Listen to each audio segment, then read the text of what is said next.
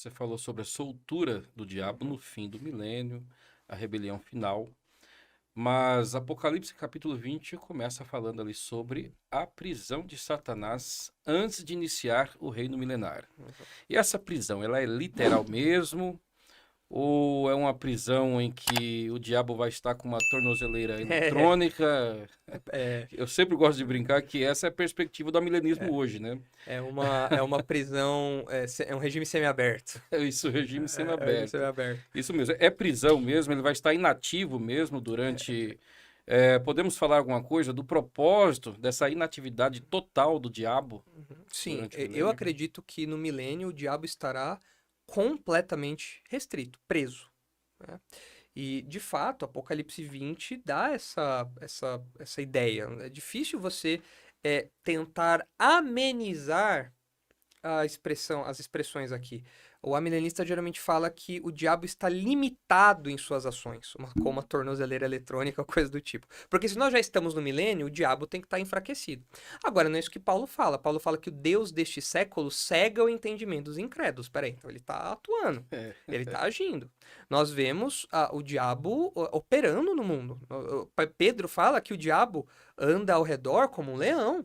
Peraí, é um leão em regime semiaberto? pois é. Então, por que eu acredito que seja relevante a gente entender essa prisão de Satanás como literal? Tem o aspecto exegético, que é o que o texto parece indicar aqui, mas tem um outro aspecto curioso também. O fato de Satanás estar preso e inativo vai colocar em evidência a maldade humana.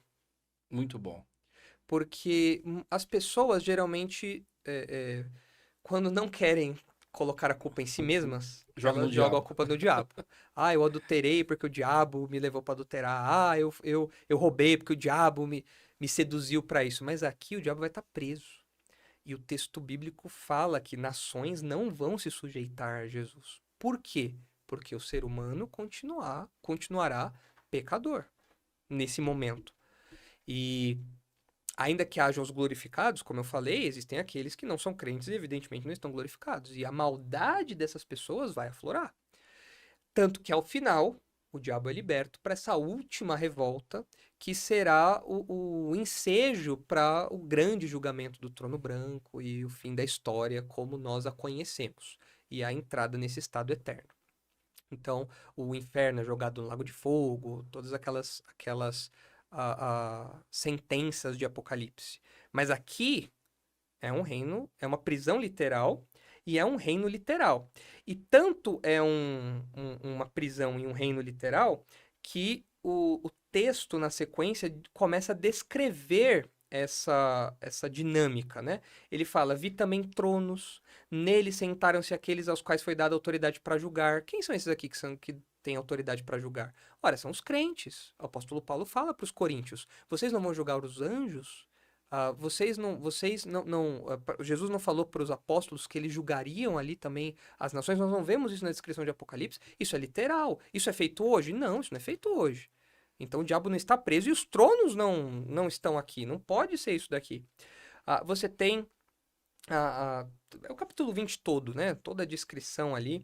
E no versículo 7 fala: quando, porém, se completarem os 1000 anos, Satanás será solto e sairá a seduzir as nações dos quatro cantos da terra, Gog e Magog, a fim de reuni-las para peleja. E o texto continua com, no final, a derrota definitiva de Satanás. Então, é importante entender essa prisão como literal. Porque, caso contrário, você precisa alegorizar tudo. E é o que eles fazem. Eles alegorizam a prisão e o milênio que começa nesse momento da história também.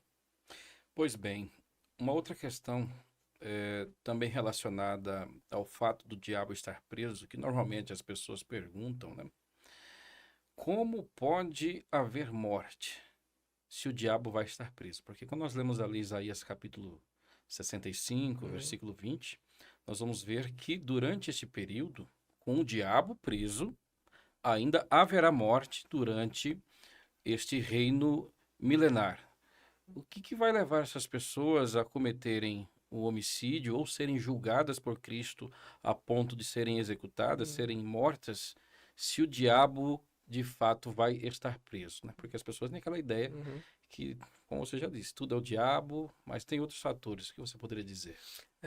O que nós vemos, como eu disse no milênio, vai ser a justiça de Jesus aplicada, mas a rebeldia do homem destacada. Então, mesmo Isaías 65, que fala da morte, é curioso que fala assim, né? Quem morrer aos 100 anos vai morrer ainda jovem, e quem pecar só aos 100 anos será amaldiçoado. Parece que essa morte descrita aqui em Isaías tem a ver com algum pecado. Parece, é possível que Uhum. tenha essa relação. Por quê? Porque o salário do pecado continuará sendo a morte. Isso daí não vai mudar. Isso daí vai se prolongar pela eternidade, na morte eterna. E aqui, na morte física, no milênio, vai ter a morte física também, como uma consequência da maldição do pecado. Curioso que o texto usa, ele fala, será amaldiçoado. Ou seja, é uma consequência do pecado da pessoa que continua dando as cartas, continua pagando o salário. A morte não vai deixar de pagar o salário aqui. O que acontece é que vai ter um prazo maior, mas ela vai continuar pagando seu salário aqui.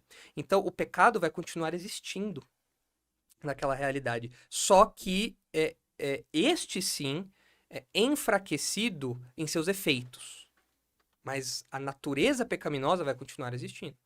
Os não glorificados precisarão lutar contra suas inclinações, precisarão lutar pelos seus casamentos, precisarão educar seus filhos no temor do Senhor, precisarão disciplinar seus filhos com a vara. Ah, o temor do Senhor vai se espalhar, o conhecimento do Senhor vai se espalhar, e o pecado vai continuar existindo, e é essa submissão ao rei que vai fazer com que as pessoas cresçam em santidade e tudo mais. Então, mesmo o diabo preso, a natureza pecaminosa vai continuar existindo, só que enfraquecida em seus efeitos aqui, fisicamente, vivendo mais, ou experimentando a morte, pelo menos em algum momento ali por causa disso, e assim por diante. Então, a gente tem que quebrar um pouco esse mito evangélico de que tudo é o diabo. Exatamente. Fulano matou Beltrano, é culpa do diabo. Não, é culpa da maldade humana. E o milênio evidencia isso daí. Tem até uma piadinha, né, que contam que diz que o irmão saiu da igreja e aí lá na outra esquina tava o diabo sentado chorando e reclamando, e o crente perguntou: "O que está acontecendo, diabo?" Aí ele disse: "Eu não aguento mais, mas não aguento o quê? Esses crentes, vocês, tudo de errado que vocês fazem, vocês jogam a culpa Em em mim. mim." É isso aí. O diabo precisa de terapia. E o milênio mostra justamente isso, né? Que o diabo estando preso, a natureza pecaminosa do homem vai estar ainda presente, e o homem é capaz de cometer atos pecaminosos, né? Atrocidades, independente da influência Exato. de Satanás, simplesmente motivado por sua natureza pecaminosa, que, como você bem comentou, durante o reino milenar, para esses que habitarão a terra em seus corpos naturais, ainda terão, né, a sua natureza pecaminosa.